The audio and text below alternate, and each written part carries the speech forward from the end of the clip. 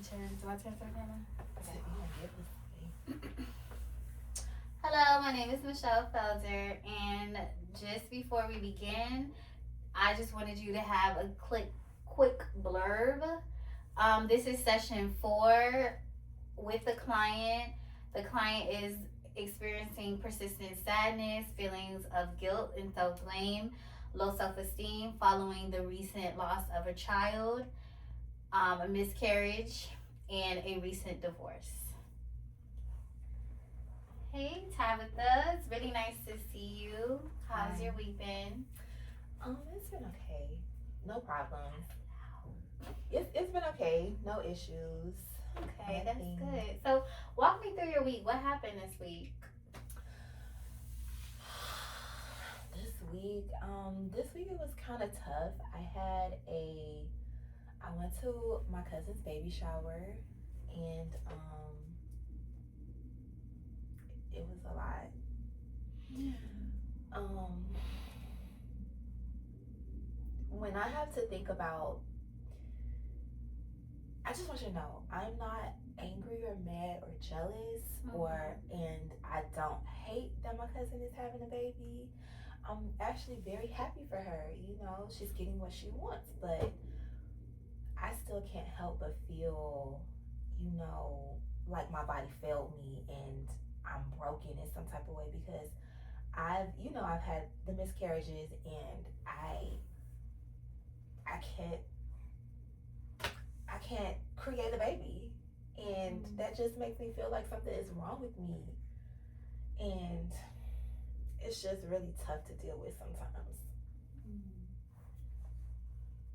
Thank you for trusting me with that information. Like, I can't imagine how losing a child feels, but the fact that you were very vulnerable and opened up, like, I really appreciate that. And it is grief at the end of the day, and grief shows up, and it can be so sporadic.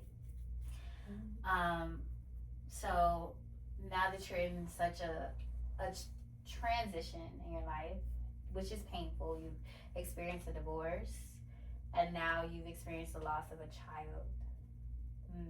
So, what happened? Like, did you cry? Like, how did you get through the baby shower? Honestly, I just prayed a lot. I just really, I just talked to God, and just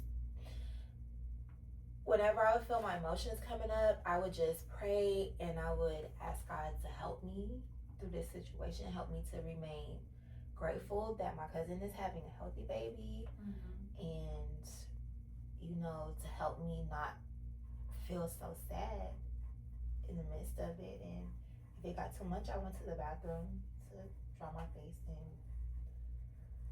And you made a comment recently in session about motherhood. Can you repeat it? I would like to explore that thought. I just feel like, are you talking about like when worthless, or a comment you made earlier about motherhood and how you feel about it and how you felt? I don't want to put words in your mouth, but you said something along the lines of, well, I don't think I can be a mother, or I don't think this is for me. What was that thought? I just want to be able to not feel so bad about it, and I just was, hoping that I could. I do want to be a mother. I just feel like maybe I'm broken, and you're broken. So let's rephrase. Do you feel like you're broken in general because you just talked about your faith and how it makes you strong, or do you think that part of you, when it comes to motherhood, childbirth, is broken? Yeah. So in a sense, let's break this thought down and make it more digestible. Digestible. Okay, so you feel like your body failed you? Yeah. You know, as women, we're supposed to have the babies. We're the only people that can have babies. You know, and it's like expected of you. Like my husband, you know, he was excited, especially at first when we were pregnant. He was happy, and then, you know, everything just went downhill after the miscarriage. Like even he started, you know, I feel like looking at me crazy, and I don't know, it just became a lot of pressure. Okay, so when that thought of my body has failed me, or I won't be able to conceive, or I won't be able to be a mother, what feelings come to you after that thought comes to mind? What emotions? What feelings and emotions come to mind after I think that I can't have the baby or I'm broken? Mm-hmm.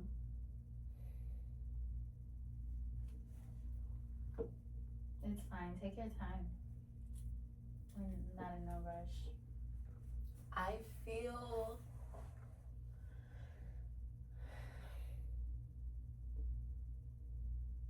honestly, I feel worthless. I feel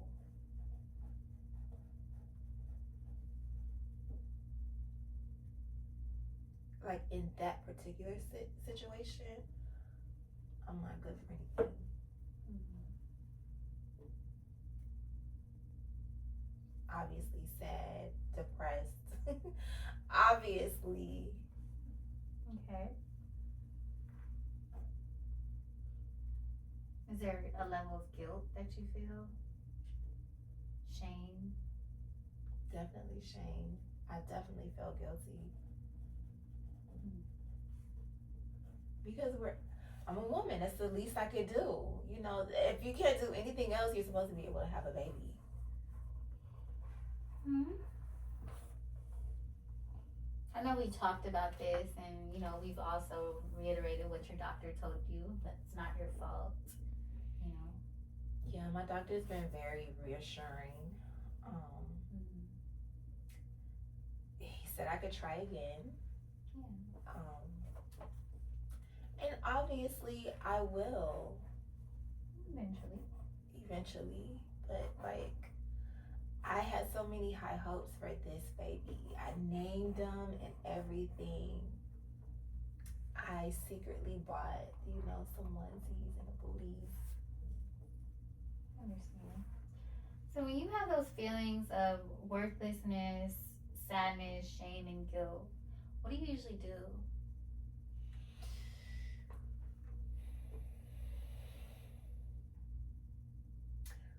I definitely internalize everything. I um I definitely cry a lot. It makes me cry, and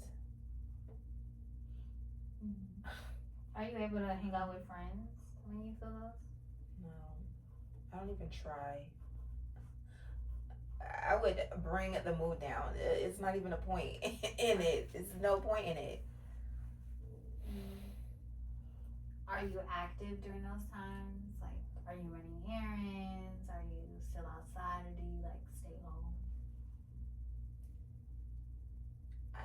Honestly, I stay home. Which is why I really try not to think about it a lot, because if I do, I won't get anything done. But sometimes it just, I can't help it.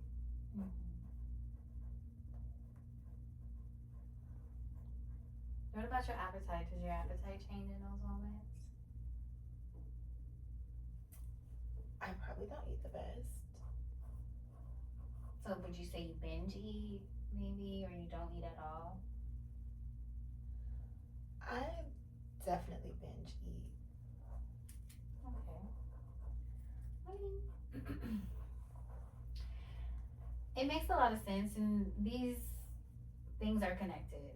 How we feel and what we do are all connected. But I just wanted to show you something. So I've been writing, and I've been like looking at my laptop. I've been doing a triangle, right? And at the top of your triangle, we have your thought. which is my body failed me. And then we have that side, and at the bottom we have your feelings. You feel worthless when this thought comes to your mind. You feel sad, areas of shame and guilt.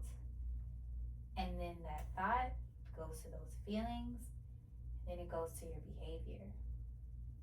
Mm.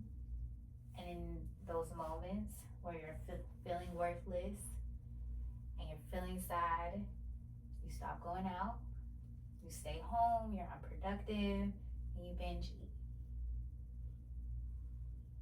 So this is a cognitive triangle, right? Thought, feeling, behavior. It shows you a pattern, right? So when that feeling of I won't ever be a mother, or my body fails me, or I'm the reason that this happened, those thoughts are connected to feelings that make you do things that you probably don't normally do. Do you understand? Yeah, I can. Yeah. Exactly. So our goal is not to pretend that the loss never happened. We know that our goal is to process it, to understand it. So when you're feeling those things, is there anything that helps you come back? That helps you think of something happy? I know you mentioned your faith. How do you pull yourself out of that, Sarah? Honestly, I just let it happen. And it eventually goes away. I know that I have to show up to work because I have to show up to work because no one's gonna pay me for being sad. You know, I show up to work. But after work I come home, I sleep, I will eat whatever I got a taste for. Too much of it, unfortunately.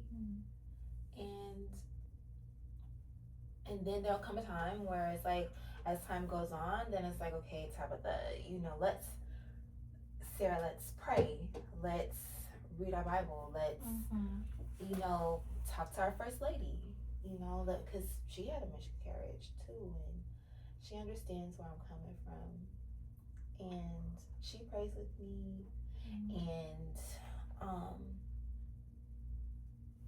but it's just like, it just kind of happens naturally.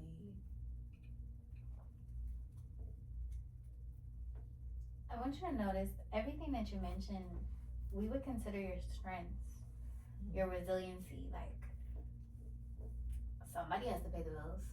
You getting up, even feeling all these feelings, wanting to stay home, wanting to binge eat, you stopping that is resilience. That is powerful. That is a strength that you have. Wow, I never thought about it like that. Yeah. But because who wants to go to work?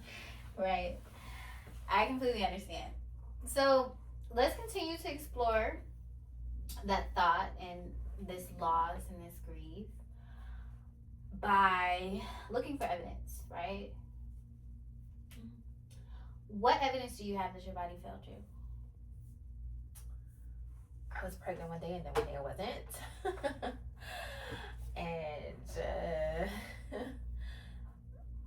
I was so happy when I got that pregnancy test from the doctor. I went to the doctor and I got a pregnancy test and they confirmed I was pregnant. And then I woke up one day and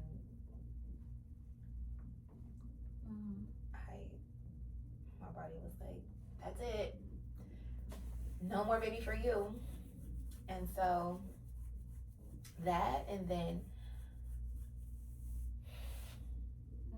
evidence. I feel like that's the biggest evidence there is that I'm broken.